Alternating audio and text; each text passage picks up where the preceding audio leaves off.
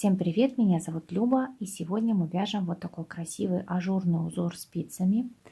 Узор воздушный, объемный, рельефный. Таким узором идеально получится связать палантины, какие-то легкие кардиганы. И из тоненькой ниточки мохера можно связать паутинку. Узор оригинальный, необычный и вяжется очень легко. Посмотрите, какой он объемный. Это его изнаночная сторона, тоже выглядит красиво. Узор не двусторонний. Это лицевая сторона. Еще раз покажу поближе. Вот так выглядят элементы этого узора. Раппорт узора составляет 3 петли в ширину и 2 ряда в высоту. Вяжется быстро и просто. Этот образец я связала из воздушной мохеровой пряжи. Также будет интересно смотреться этот узор в гладкой пряже. Мы сейчас будем вязать небольшой образец именно из гладкой пряжи. В гладкой пряже узор будет более выраженный, более такой подчеркнутый. А в воздушной, вот такой мохеровой пряже, он выглядит более так объемно, воздушно. Для вязания нам необходимо набрать такое количество петель, чтобы оно делилось на 3, плюс 2 кромочные петли. Для образца я наберу 12 петель плюс 2 кромочные, итого 14. Набирайте петли обычным, удобным для вас способом. Я набираю простым. Набираем петли 2, 3, 4, 5, 6, 7, 8, 9, 10, 11, 12, 13 и 14. Все, необходимое количество петель на спицах. Одну спицу достаю и вяжем первый ряд. Самую первую петлю я провязываю всегда кромочную. Все, затянули, край более такой плотный и стабильный получается. Итак, раппорт узора 3 петли в ширину, 2 ряда в высоту. Сейчас из 3 петель нам нужно вывязать 3 петли. Вставляем правую спицу за задние стенки 3 петель и вывязываем одну лицевую петлю. Петли с левой спицы не скидываем, делаем накид. Снова вставляем правую спицу за задние стенки этих петель и вытягиваем еще одну лицевую петлю. Итого из 3 у нас получилось 3 петли. Скинули, накид. Снова из 3 вяжем 3.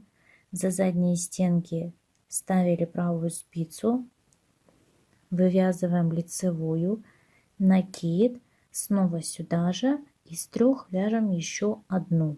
То есть итого у нас снова получилось 3 петли. Скинули, накид. Из 3 3. Раз, два,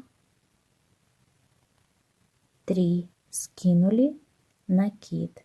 Из 3 3. Раз, два,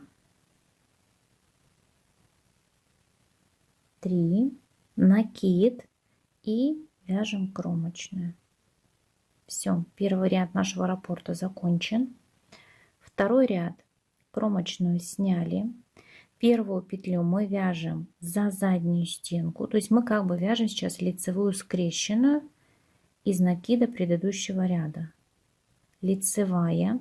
Сейчас вставляем правую спицу между 3 и 4 петлей. Раз, два, 3, вот 3 петля.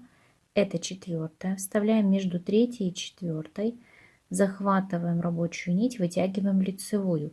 3 петли не скидываем. Сейчас вставляем правую спицу за задние стенки вот этих 3 петель. Вот таким образом. Захватываем лицевую, рабочую нить, провязываем также лицевую.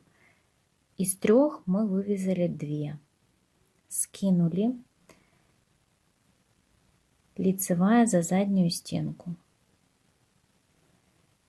Снова между 3 и 4 петлей вывязываем лицевую, вытягиваем.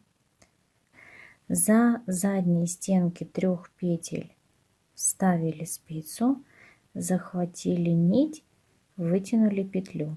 скинули петли с левой спицы. Снова раппорт начинаем. Петлю лицевую за заднюю стенку провязали. Между третьей и четвертой вывязываем лицевую.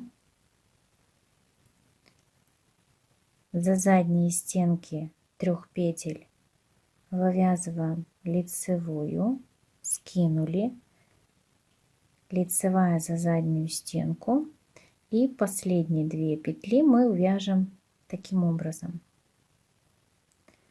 Между третьей и последней петлей 1 лицевая,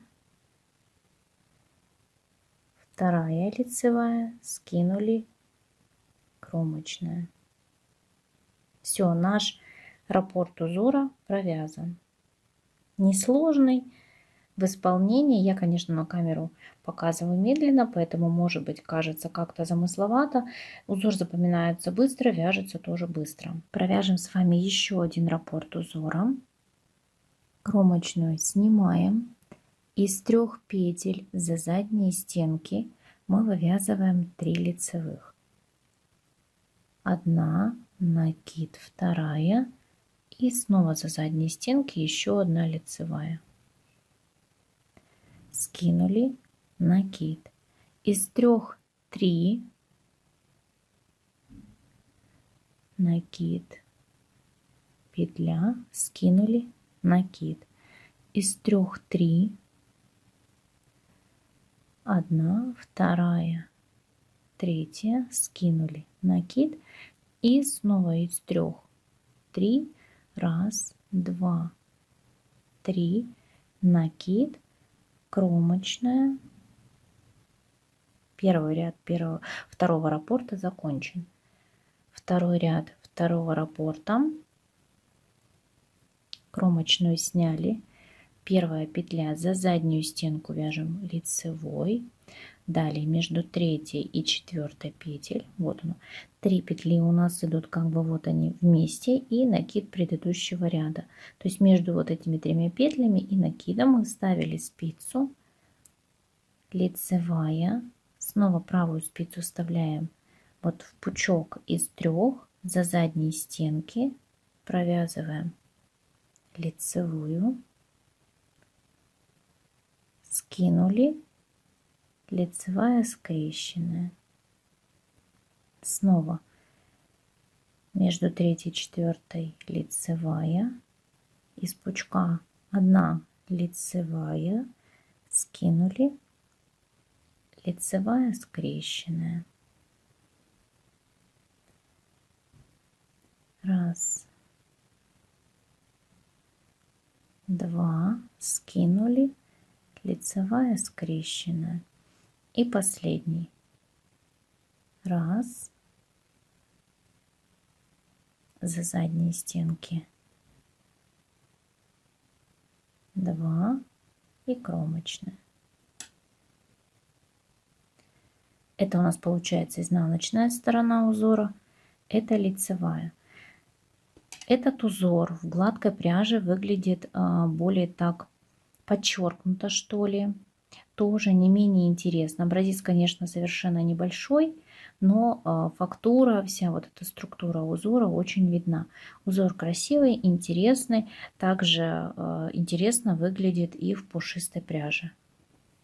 Вот так этот узор выглядит в пушистой пряже. Смотрите, как будто это абсолютно 2 разных узора. Вот так пряжа влияет на узор. Один и тот же узор, а выглядит как-то совершенно по-иному. Если это видео вам было интересным и полезным, не забывайте ставить лайк этому видео, подписывайтесь на мой канал и до встречи в новых видео. Пока!